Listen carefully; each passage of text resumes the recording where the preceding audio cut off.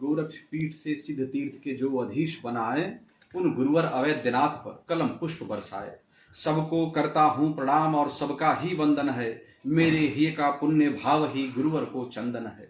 कार्तिक शुक्ल सप्तमी तिथि ने मध्य रात्रि जब पाया, हृदय मध्य संकल्प काव्य का दिव्य भाव ले आया। प्रथम पूज्य का आवाहन संकल्प पूर्ण हो जाए, मेरे ही का भाव पुष्प भारती चरण में जाए। सादर नमन है गोरख बाबा जिनको कलम है अर्पित, शब्द शब्द इस महाकाव्य के शिव को रहे समर्पित। कांडी पौड़ी गढ़वाल उत्तराखंड भाग में, विष्ट कुलों में एक राय सिंह के सुभाग में, ज्येष्ठ कृष्ण की तृतीया में था वह सुयोग बन आया, शैव धर्म का आराधक लेकर मानव तन आया। वर्षों के जप का तप का जब पुण्य प्राप्त होता है, तब जाकर सौभाग्य कुलों में स्वयं प्रकट होता है।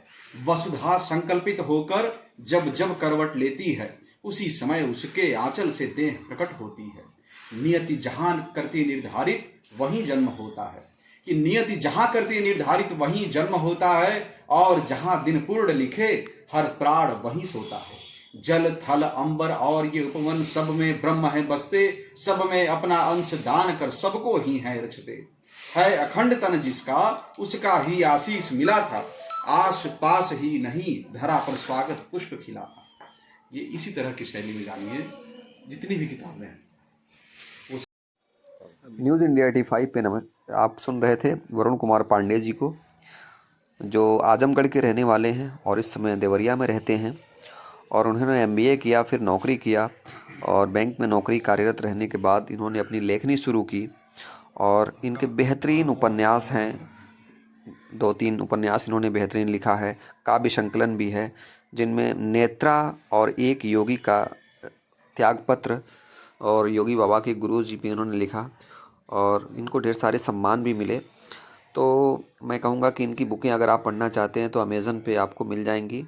और एक बेहतरीन शब्दों का प्रयोग है और लिखने का। और सबसे बेहतरीन बात है, जितनी अच्छी ये लेखनी करते हैं उससे बेहतरीन इनके बालक जो है क्लास 1 में हैं और वो कविता पाठ करते हैं। तो मैं आप आगे आप कविता पाठ सुन सकते हैं। नमस्कार दोस्तों, न्यूज़ इंडिया 85 पे मैं निगम जी हूँ और मेरे साथ एक प्यारा सा जो चेहरा देख रहे हैं, ये इनकी उम्र बहुत छोटी है। किस क्लास में है आप? फर्स्ट में है। नाम क्या है? अर्नव क्लास फर्स्ट में है। लेकिन अर्नव जो चीज़ है वो हम कल्पना नहीं कर सकते। एक बेहतरीन कविता पाठ करते हैं और जो शैली है इनकी वो अमेजिंग है। इस उम्र में पता न कहाँ से ये मतलब इंतज़ार, बादल, आंसू, इन सब चीज़ों पे कैसे कल्पना करके कविताएं पाठ कर लेते हैं। जब आप इनकी कविताएं सुनेंगे तो आप दांतों तले उंगली दबा लेंगे। और ये गॉड गिफ्टेड है। और इनका श्रेय आप किसको देना चाहते हैं? क्या? कैसे कविता पाठ करना आपको आया? मतलब कैसे आपने ये इसकी रुचि कैसे आई? इसके बारे में बताइए मुझे। एक दिन पापा बाहर कविता लिख रहे थे। जी जी। मैं उनसे पूछा क्या कर रहे हैं। हाँ। फिर अंदर आया तो कविता सुना, उसी से गुड़ मेरे अंदर आया कविता। अच्छा, तो एक कविता जरा सुना दीजिए अपनी फेवरेट वाली, मुझे ऑडियंस सुनना चाहती है। हाँ सुनाइए। हाँ, इतनी बातों को लाऊंगा, हाँ बात रात दिल में बस जाऊंगा, हाँ बात रात दिल में बस जाऊंगा। दूर हूँ आसमां से वो पास लाऊंगा, दूर हूँ आसमां से वो पास लाऊंगा।